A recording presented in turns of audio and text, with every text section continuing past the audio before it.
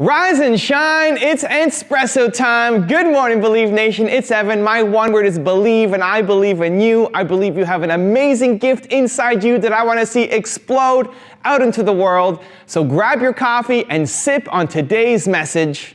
Practice who you want to be. Over to you, Michelle Obama. I wake up every morning. Espresso, keep me going. I wake up every morning. You have to practice who you want to be. You know, you don't wake up one morning and you're suddenly who you think you want to be. You have to put some energy into it. So if you want to be an honest person, you have to be an honest person every day, even starting at 3 and 4 and 5, right? If you're going to be a hard worker, hard work doesn't just appear. You have to practice hard work. You have to practice effort. And I also encourage them and try to help them understand that good things don't come easy. With that effort, that's where you grow. That's where growth is. Some of the best times in my life when I've grown, it's when I've done something hard, when I've overcome a fear. You don't realize that when you're doing it, but when you come out on the other side, you realize, wow, I've really stepped up. I don't think most people are able to practice who they want to be because they have no idea who they want to be. And if you don't have that clear vision of who you want to be, the kind of person that you imagine yourself being, the ideal version of yourself, if you don't have that clear picture, then you can't practice it. You don't have the self-awareness. I think that's where most people fall down, is they know they're unhappy with where they are and they see other people being happy, but they don't know how to be happy themselves. They don't know how to be themselves. They don't know what that looks like. And so that's why I wrote your one word. The self-awareness to figure out what is your most important core value and what are the 3 things that breaks down into your credo. It's your roadmap for life and allows you to practice being who you want to be. So as an example, for me, my one word is believe. That breaks down into my credo, into passion, doing work that you love, into impact, having a big impact, the work that I do matters, and then into self-confidence, which is what most people think belief is. The self-confidence to believe in yourself. That gives me my roadmap for how to wake up every day. I want to do work that makes me feel belief. So if I take impact as an example, that's part of my credo, that's part of what belief looks like. I need to be doing work that is having an impact for me to practice who I want to be. So today is a great example. I'm showing up, I'm making videos or making a lot of big videos for the channel. My sincere hope is that this video and all the ones I make today are going to have a big impact. It's going to be seen by thousands, hundreds of thousands, millions of people. That to me feels like it's impactful.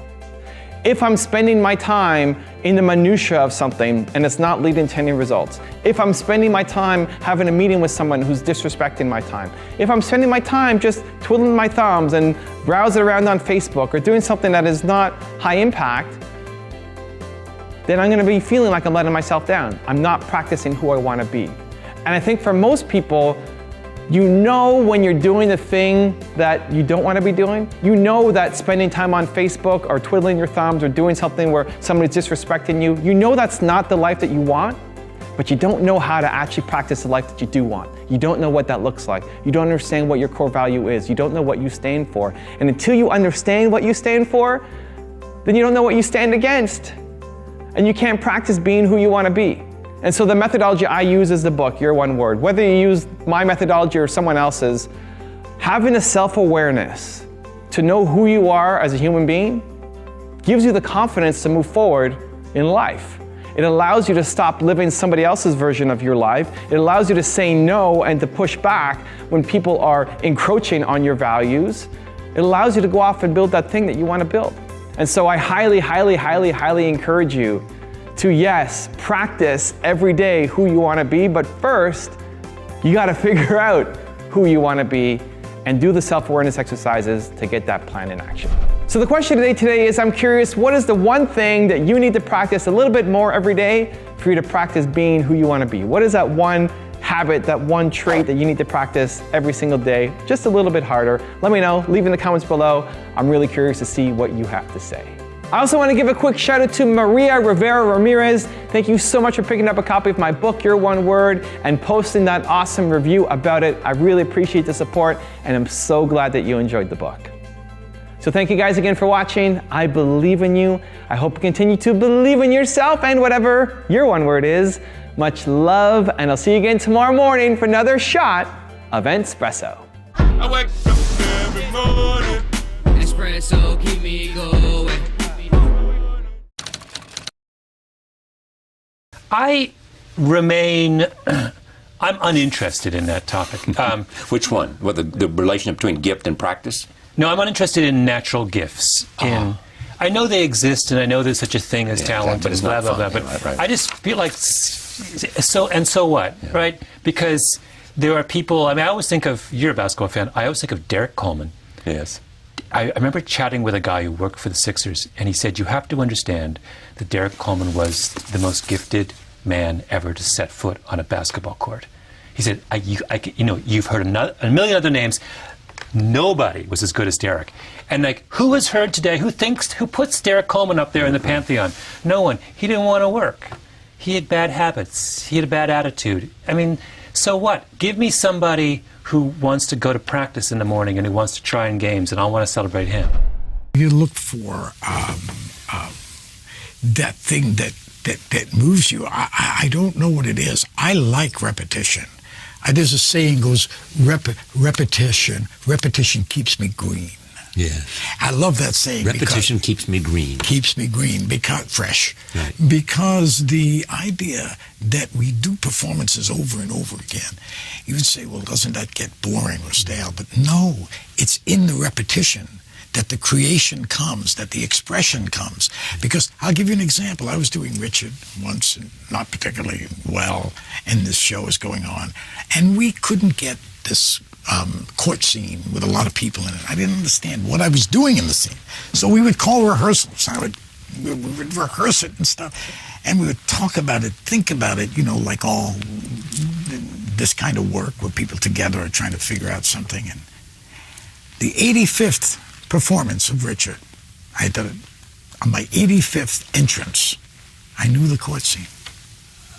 I understood it. I was there. I could play it. But not in 84. Not in 84.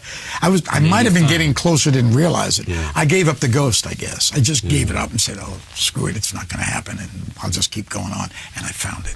People have asked me that over the years, how do I curl the ball, or how do I bend the ball? And it's something that just happened. It's not something that I thought, okay, I want to bend the ball better than anyone else, so I'm going to kick the ball in this certain way.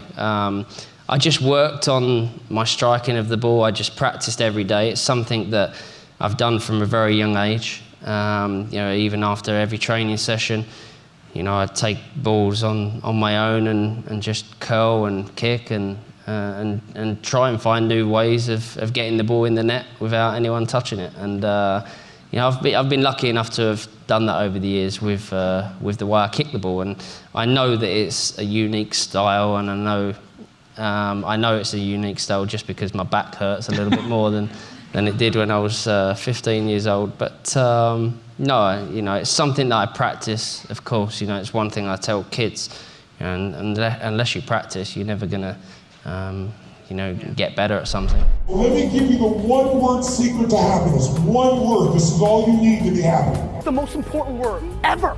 If you had to think of one word that's most important to you, or that sums you up, or that would be kind of like a little beacon.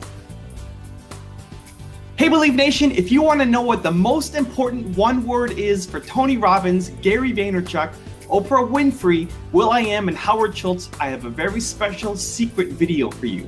Check the description for details. If you want another awesome video in our Black Excellence series, check out the video right there next to me. I think you'll enjoy it. Continue to believe, and I'll see you there.